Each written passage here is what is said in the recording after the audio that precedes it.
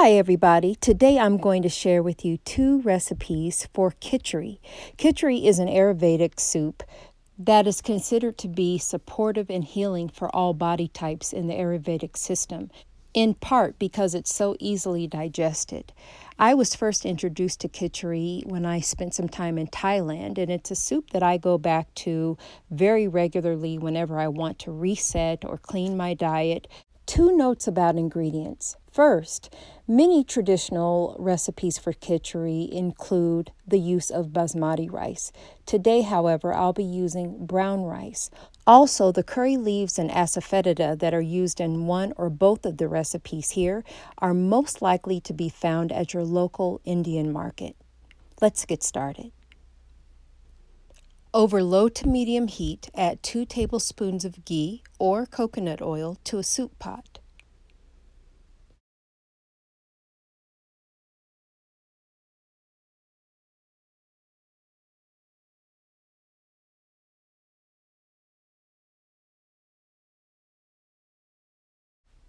Add 8 to 10 curry leaves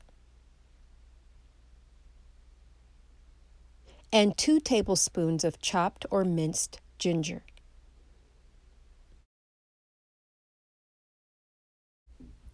Add 1/8 of a teaspoon of asafoetida and a teaspoon of cumin powder. If you love the taste of cumin, you can deepen this flavor by adding a teaspoon of cumin seeds as well. And now add a teaspoon of turmeric.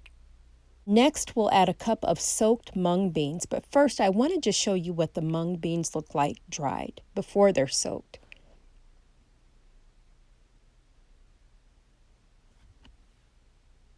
Again, mung beans tend to be more easily digestible for most people. And in Kitcheri, you can use either green mung beans, as you see here, or yellow mung beans. Green were available to me at this time, but if you have yellow mung beans in your area, please try that. In addition, I soak my mung beans overnight, and this is what they look like soaked. So as you see, after they soak a bit, they actually begin to sprout and expand. You may find sprouted dried mung beans at your local market, and even then I would highly recommend rinsing them very thoroughly and letting them soak briefly. Sprouting legumes reduces cook time, increases nutrient value, and also makes them easier to digest. So now let's add that cup of sprouted mung beans to the pot.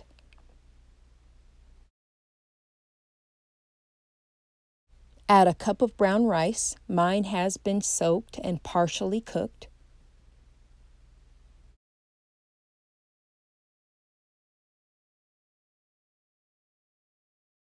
Now that we have most of the key ingredients together, I'm going to add a total of 6 cups of water. However, I'm just going to start with 4 here and stir.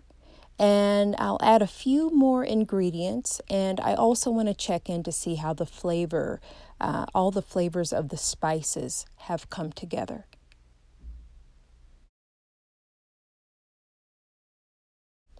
With that said, I'll add about 3/4 of a cup of chopped potatoes,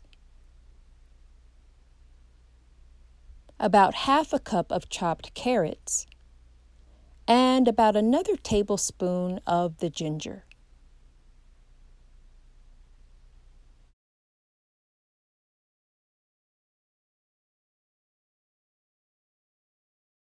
Time for a little taste test. Great, this is moving in the right direction, so I'll add those last 2 cups of water and allow the soup, the Kitcheri, to simmer now over medium heat for 15 to 20 minutes. While this simmers, don't forget to like the video and subscribe to the channel. Make sure you hit the notifications bell so you know each time we upload another one. Also, I'd love to hear from you in the comments below. What's your favorite go-to soup?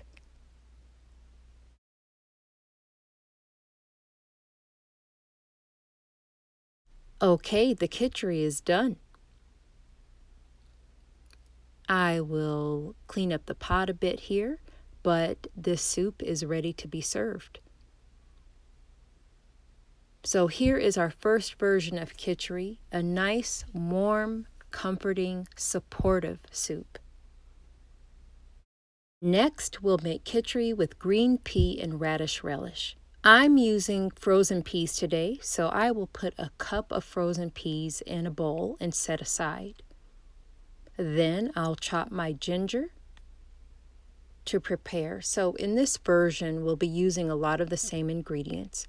So this time to your soup pot over low to medium heat, you will add ginger, about 2 tablespoons, to olive oil or coconut oil or ghee.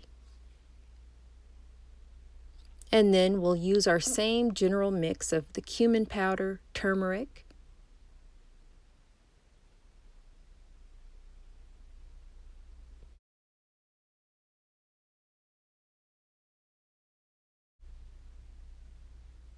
now add about half a teaspoon of cinnamon and no extra salt.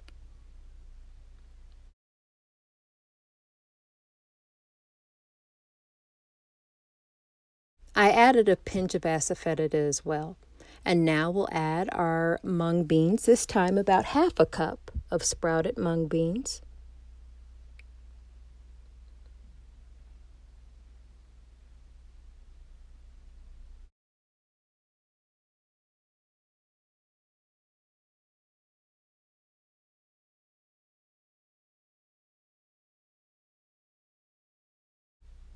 With this version, we're going to add to our grain mix by adding a half cup of millet.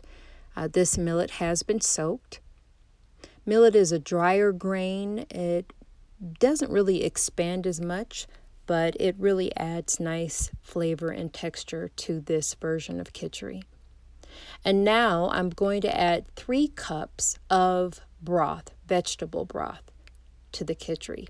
So just by virtue of using less liquid, this will be a thicker soup, more porridge-like.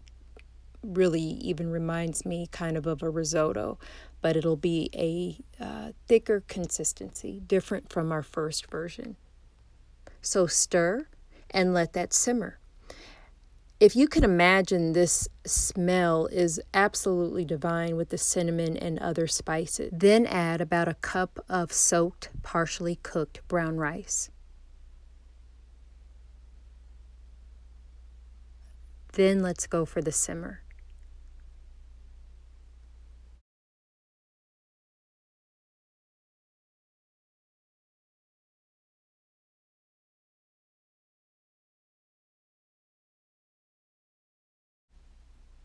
And here we are, about 12 minutes into our cook time.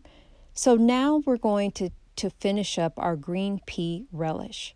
Now that the peas have thawed, I'm going to add a 1/4 teaspoon of mustard seed and a 1/4 teaspoon of chili powder and mix. And unfortunately, I do not have footage of the radish being added to this, but we are ready to serve. So here is our Kitcheri as a base. Add your green pea and radish relish, which by the way has a nice squeeze of lime.